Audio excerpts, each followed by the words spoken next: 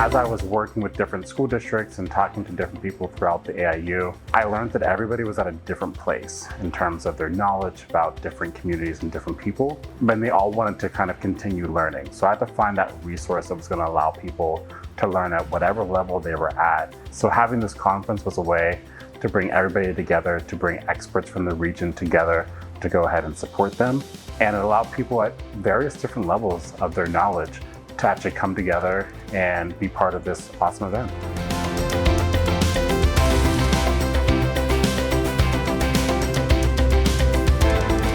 Teachers and other administrators come to a conference like this on technically a day off because they're thirsty for knowledge and they want to be able to implement these best practices back in their home district and or their classroom. And so that was really encouraging to see the number of people who are here today.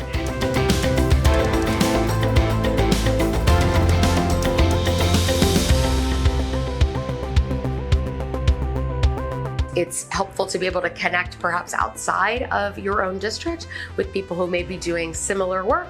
And then that elevates the conversation to be able to say, hey, at a conference, I met so-and-so from such and such district, this is what they're doing. And creating opportunities for us to collaborate around these DEI spaces starts to make the conversation more accessible for everyone. And just having a safe space for all students. Like, I don't need to know how many of my students are trans or queer. I just need to have a safe space and teach accordingly as if those students are in my classroom.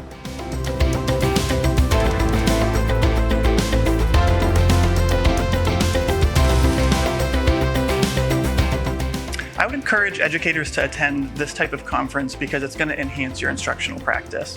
I think that the notion that we're just teachers, we just teach, or we're just leaders, we just lead, is sort of a mindset of the past, right? We sort of do it all in schools. So coming to a conference like this allows you to be a more holistic educator.